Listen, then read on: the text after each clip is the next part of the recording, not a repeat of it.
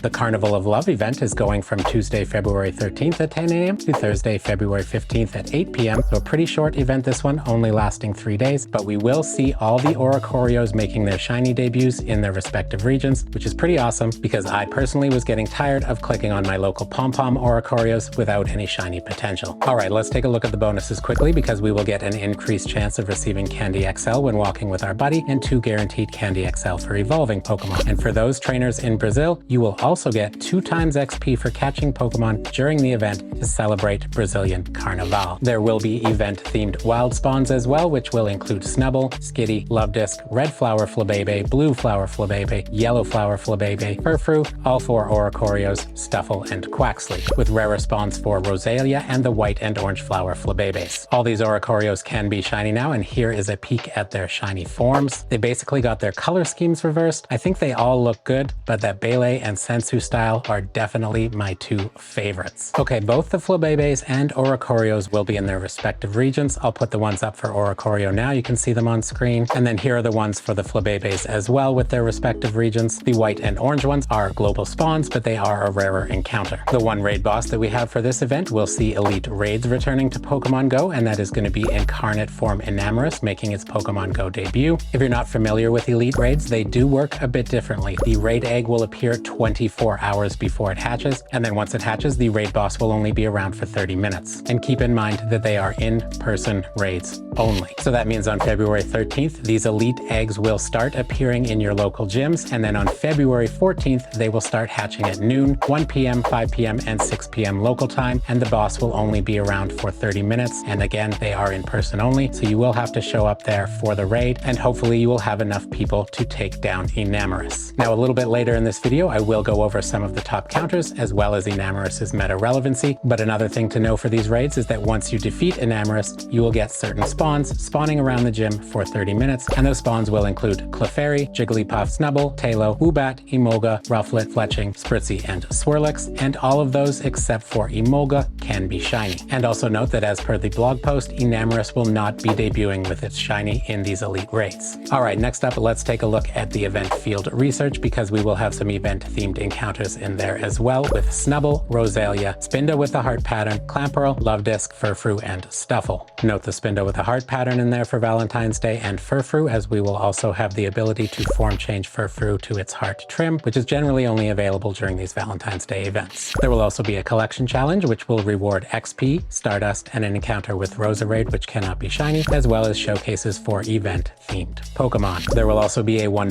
USD paid timed research, which will reward Stardust, XP, 2 incense, and 5 encounters with the heart-patterned Spinda. Now, the 2 incense are basically the value of this ticket, so the Stardust and XP and encounters with the heart-patterned Spinda are a little bit of a bonus, and then we'll have new avatar items as well as a new pose available in the shop for purchase as well. Okay, let's move into meta-relevancy. There isn't a lot here. Most of this is a shiny hunt, and that's okay, especially with these new Oricorio Shinies, which look great, but there are a few things that are meta-relevant. So first up, let's look at Florges, which evolves from Flabebe and is the #1 non-legendary fairy in the Master League, ranking at number 17 overall. And then it can also be used as a budget-type fairy attacker, ranking number 16 there. However, Granbull, which evolves from Snubbull, is an even better fairy-type raid attacker, ranking number 10, but its shadow ranks as number 4 as a fairy-type raid attacker and is currently available from the female fairy grunt, so better to hunt it in the female fairy grunt and use these wild spawns to farm candy. And then there is also Roserade, which evolves from Roselia and is the number 4 poison-type raid attacker. Now let's take a look at our new legendary genie from Legends Arceus,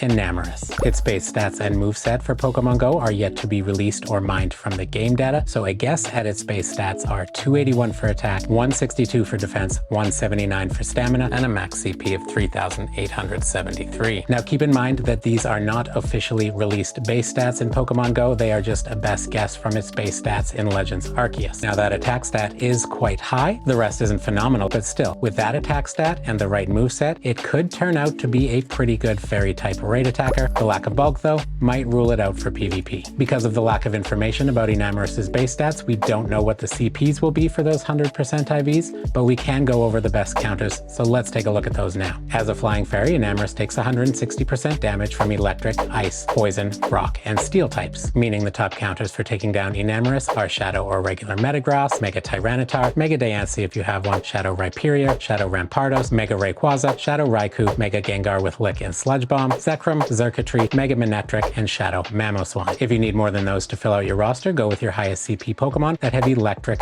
ice, poison, rock, or steel type moves. Alright, now let's talk about the best Mega to go with for this event, and that is probably going to be a Fairy type Mega, because most of the meta-relevant Pokemon here are Fairy types. However, there are also a lot of Flying type Pokemon out during this event, so if those are your top hunts, you might want to go with a Flying type Mega. However, in terms of the Enamorus Elite raids, there are two ways to think about this. You can either go with a Mega that will help you take down Enamorus, or you can go with a Mega that will help you get the most amount of candies from Enamorus. And thankfully in this case there are two Megas that overlap and do double duty here and will get you more candy and are a top 10 counter. And taking the number 1 spot there is Mega Diancie with the rock type moveset. Now Mega Diancie is the number 3 counter for Enamorus, and with that fairy typing would also boost your candy gains. But another good one is Mega Rayquaza. It is the number 6 counter despite being a dragon and using a flying charged move. That Dragon Ascent move just does so much damage that its DPS makes it a decent counter even against a flying fairy. And Mega Rayquaza is also a flying type, so it will boost your candy gains as well. Now the next best Megas for just countering Enamorus would be Mega Tyranitar with the rock moveset as the number 2 counter, and Mega Gengar with Lick and Sludge Bomb as the number 8 counter. Now if you know you are going to have a big party that won't have trouble taking down these very difficult raids, you could go with a Mega just for the candy gains, which means you could go with Mega Pidgeot, Mega Pinsir, Mega Aerodactyl, Mega Gardevoir, Mega Altaria, or Mega Salamence. Now keep in mind that these elite raids are more difficult than your average 5-star raid boss, so you want to be very sure that your party can take it down without you using a Mega on attack. Speaking of candies, don't forget to use your Pineapps for 2 times candy or your Silver Pineapps for 2.33 times the candy. You can also save Pokemon to trade with a friend. This is especially good if you and your friend caught the Pokemon far apart from each other, as the bigger the distance, the more candy you will get and the better chance at Candy XL. And if the distance is over 100 kilometers, then you will get a guaranteed Candy XL as well. However, with the Timeless Travel season bonus right now, you do get more candies for every trade as well as a guaranteed Candy XL. So it's definitely a good time to do some trading. I've got my usual showcase tips for you here as well, and the first one is my least favorite method, which is sniping. So sniping is where you put in 3 low-ranking Pokemon, and then right before the showcase ends, you swap in 3 high-ranking Pokemon. But the risk with this is that you forget to swap in your higher-ranking Pokemon before the showcase ends,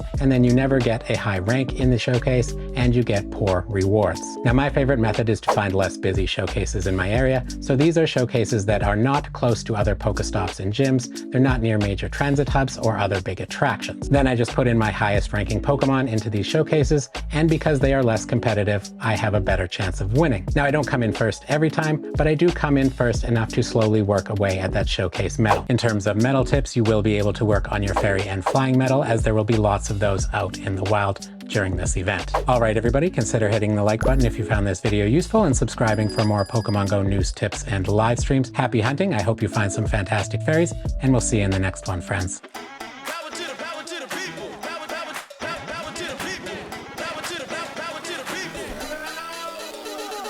I've got something incredibly funky.